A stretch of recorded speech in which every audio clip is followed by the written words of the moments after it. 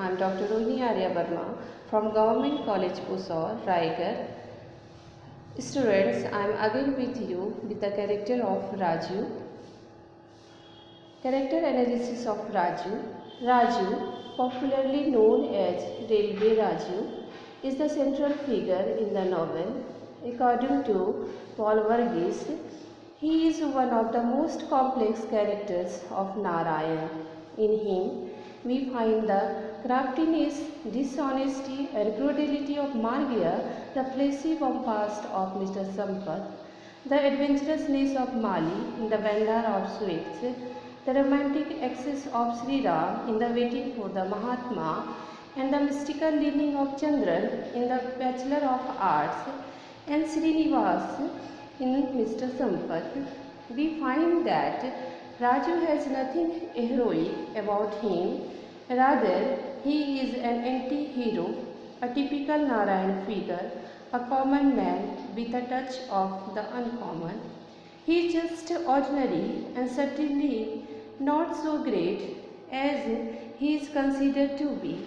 He is one of those unformed, shapeless characters who easily take up the suggestion of others, so much so that it may rightly be said that his personality is the product of other people's conviction. He is extremely susceptible to the suggestion of others, and this plasticity of response determines his career and ultimate destiny. Raju was born in a lower middle class family of Malgudi. He was a born romantic. He took immense delight in men and vehicles, boys and dogs, bullock carts, rides, games and wandering. Romantic curiosity impelled him to know the unknown. However, he was not good at studies, and his father condemned him as a clay-headed, and his mother once called him an unmitigated loafer, a boy who was good for nothing and who was sure to come to a bad end. A significant step in his life was taken when his father took a stall on the station and gradually left it to Raju to look after. Raju may not have been a good student, but he was certainly a very good observant and intelligent. He could acquire much knowledge by glancing at the papers, magazines, periodicals, and odd books which he stalled, as well as by talking with his customers. As a boy, a loafer and vagabond, Raju is a rogue and fraud who plays different roles till finally he comes to be regarded as a Mahatma and falls a martyr to his own ingenuity. As a boy, he is good for nothing. He plays with the village boys and acquires dirty habits of all sorts. He swears horribly and uses the most vulgar abuses. He does not like to go to school, wastes his time there. When he is forced to go, he learns almost nothing. His father has a poor opinion of him and his mother regards him as a loafer. His father soon dies, leaving Raju look after the stall, the house as well as his mother. The disciplining influence of his father is thus removed early in his life. Raju is left free to sow his wild oats. Raju as a tourist guide. Raju from a stall keeper, he soon turns into a tourist guide. He is shrewd, intelligent and observant. He helps the tourists in various ways, tells them as much about Malgudi as he can, and he also learns as he earns. He is a fraud who does not know much about Malgudi and its environments, but he pretends to know everything. He freely changes and distorted facts to please the tourist. The result is that his fame spreads and he comes to be known as Railway Raju. He deceives, lies, and adopts crooked ways to fleece the knowing tourist. Now, knowledge of human psychology. From a stall keeper, Raju gradually drifted into playing the role of a tourist guide. His career was determined by his inability to say no to anybody. It was not in his nature. If he had inclination to confess the truth about his abilities and capabilities, he would not have invited trouble. He knew his customer by their faces, showed them places of their interest. As a tourist guide, he knew all places where exactly a particular thing could be obtained or what suited most at a particular moment, whether closeted with monster like Mako or the divine creature Rosie or the ignorant villagers of Mangla.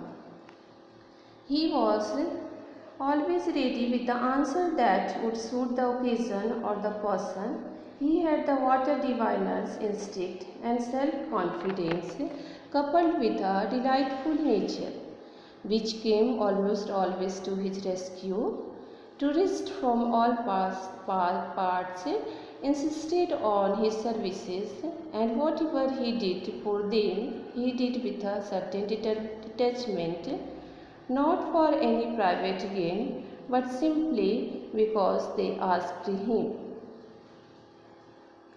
He says anything that interested my clients was also my own interest. The question of my preference was secondary. He soon acquired not only intimate knowledge of Malgudi and its surroundings, but also of human nature. Indeed, throughout his career, he shows an amazing understanding of human psychology. Raju as a lover, Raju would have remained a tourist guide, but for the arrival of Mako and his fascinating wife Rosie, Raju is at once fascinated by her. He wins her heart by his sympathy and consideration, as well as by his keen interest in her art. Both of them are born romantics, and it is the coming together of two similar temperaments. William Wallace says, "She and Raju are two of a kind, and they fall in love at once."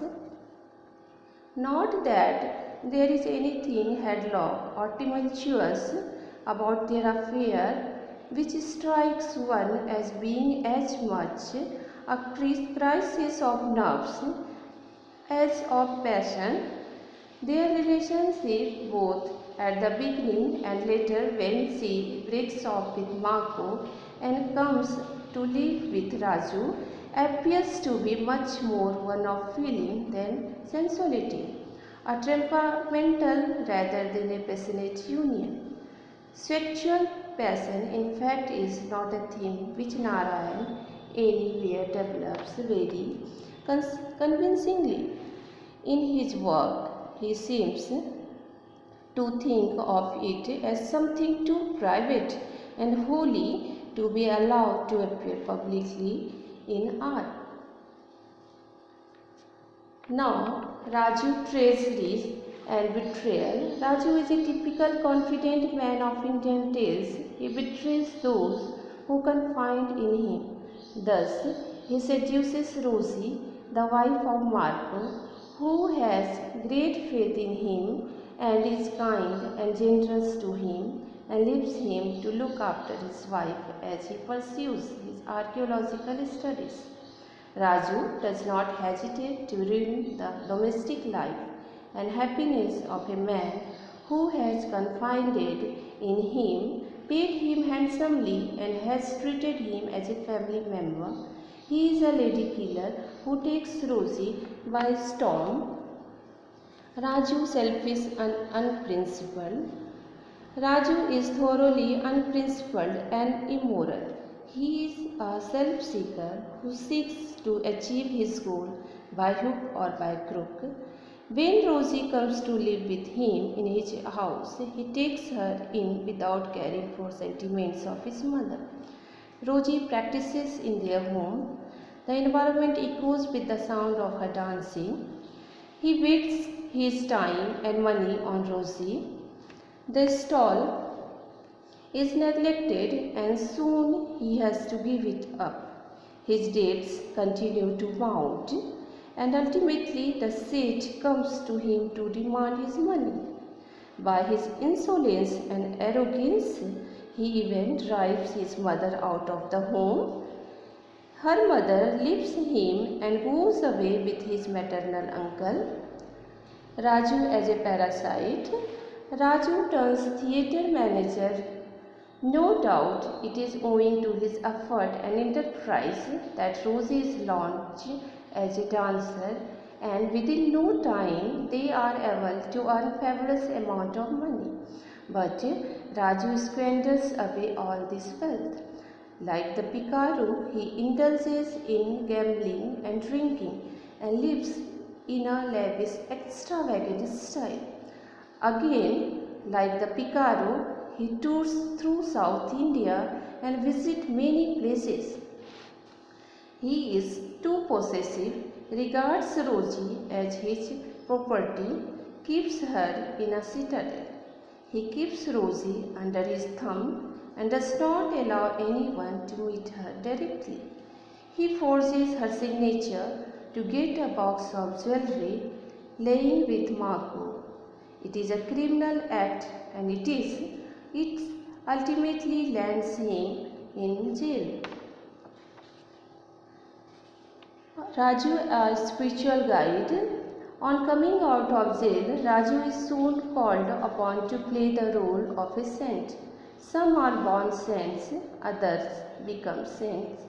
But sainthood was thrust upon Raju. Out of the jail, he takes shelter in a deserted temple on the banks of the river Saryu, near the village called Bangla. We find him playing the role of a Swami or Mahatma. He plays this role with perfection, for basically there is no much difference between the role of a railway guide and that of a spiritual guide. The same gift of eloquence, the same ability to make grand mystification statement, the same air of knowingness enables him to play his new role with such success. The punishment, the very ingenuity of the rogue turned a Swami lets Raju in trouble. As a Mahatma, he is called upon to undertake a 12-day fast so that there may be rain and the starving villagers of Bangla may be saved. Raju thinks of running away, but he soon realizes that he cannot do so, for he has himself closed all avenues of escape.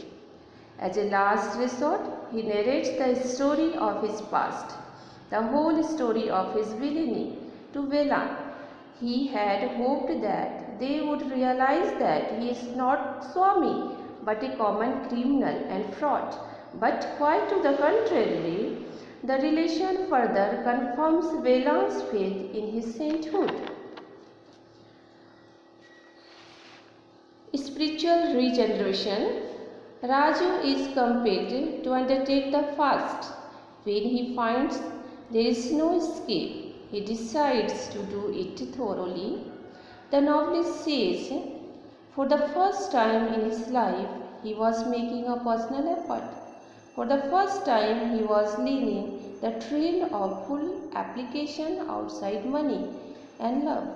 For the first time, he was doing a thing in which he was not personally interested.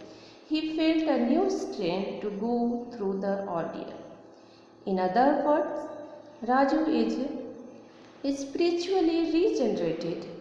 He is a changed man by the end of the novel. The fraud and rogue. and Picaro is thus metamorphosed into a saint or Mahatma. Now come to the conclusion. The novel traces the career of a rogue who, despite all his self-seeking and self-indulgence, has some good in him and who is ultimately regenerated. Now students, these are the some expected questions for the final examination. Write the character sketch of Raju. There are two Rajus. First one who appears as a guide and lover, another one who is a saint or a pseudo saint. Discuss. Raju is a rogue and fraud. Explain. These are the expected questions asked in different ways based on the character of Raju, and the answer will be same. You can prepare for the coming examination. That is all about the character of Raju and the important questions regarding Raju character.